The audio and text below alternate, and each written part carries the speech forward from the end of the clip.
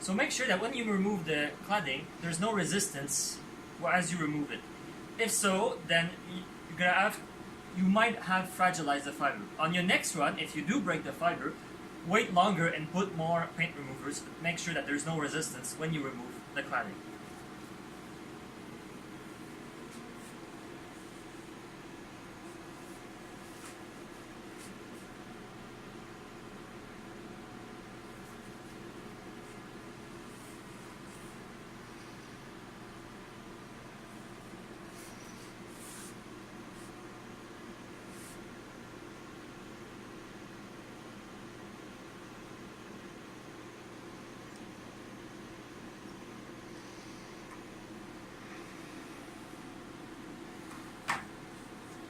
Now the next step is to clean the fiber.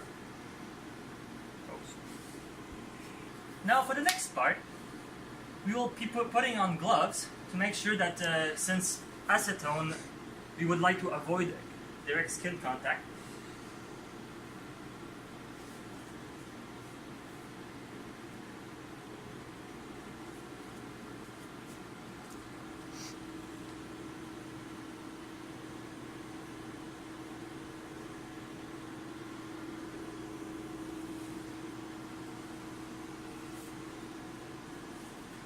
So the cleaning protocol is first a swab of acetone and then methanol. So we start with the acetone.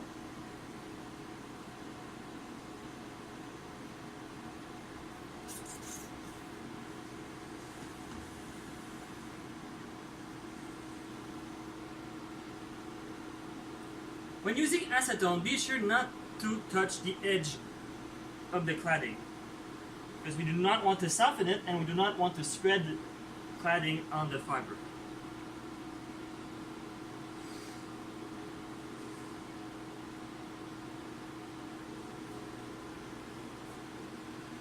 And be sure that the fiber does not come in contact with anything else.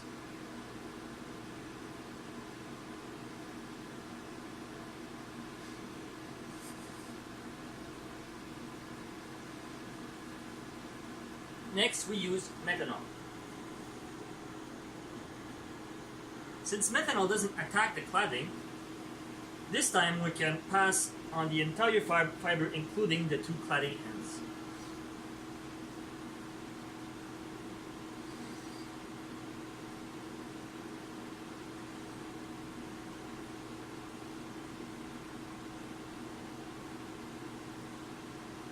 From this point on, make sure that the fiber doesn't touch anything, else you're going to have to start over.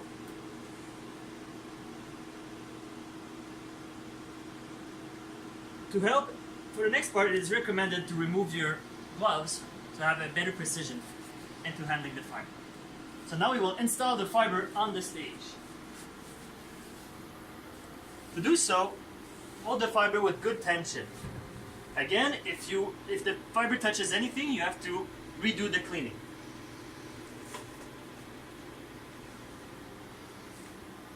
First, simply clamp one end of the fiber. The whole cladding must be clamped, and the cladding ending must be between the first insert and the clamp. The clamping doesn't have to be precise. We'll go back to it in a few moments. By keeping the fiber into tension, clamp the second end of the fiber, approximately. Now that the fiber is held, we can ensure that the fiber is well clamped on each side.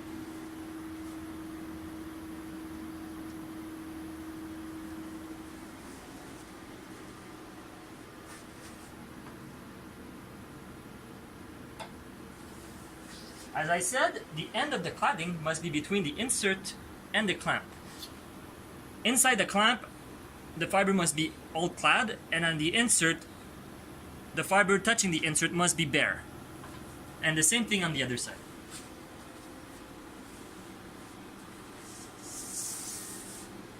Now, as the next part, we'll be strengthening the holding of the clamp. Those clamps here are not strong enough to hold the fiber when the fiber is under tension. The fiber tends to slip, so we'll be adding elastics. It is recommended to put either one new or two older ones elastic like this.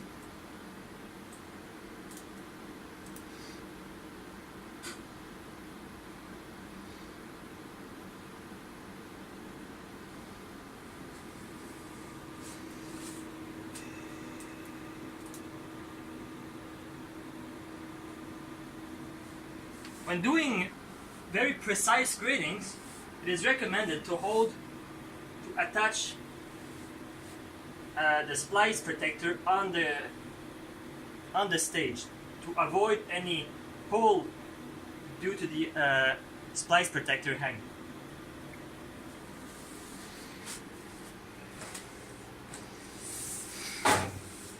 Now we need to put the fiber under tension. To do so,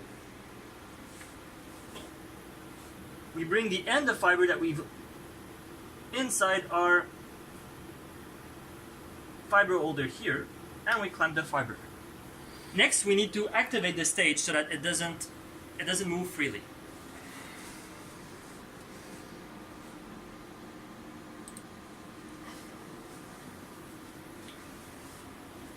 We open the insert, and then we adjust the strain of the fiber by pulling the stage on the outside, and we adjust with the strain required for our grating.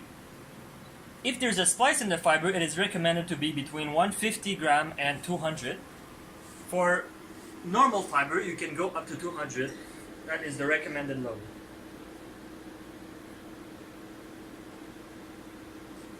If the fiber holder is already at its maximum displacement, as is the case right now,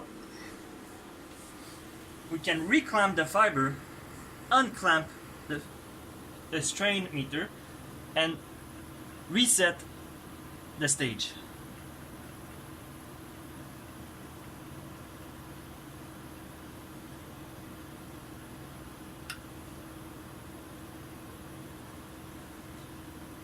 And now I will put the fiber at a tension of 200 grams.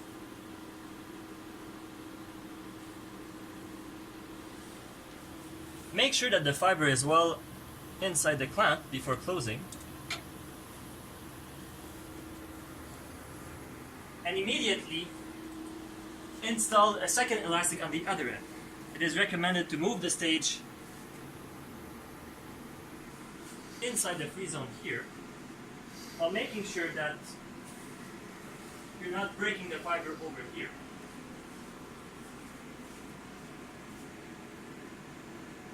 And then you can install another elastic on the other end. Remember, the laser here has a sensing, the stage has a sensing laser, and if you interrupt the laser, an error will register on the stage. You must then reset the error on the CNC application in the computer. And now the fiber is installed and ready to be used.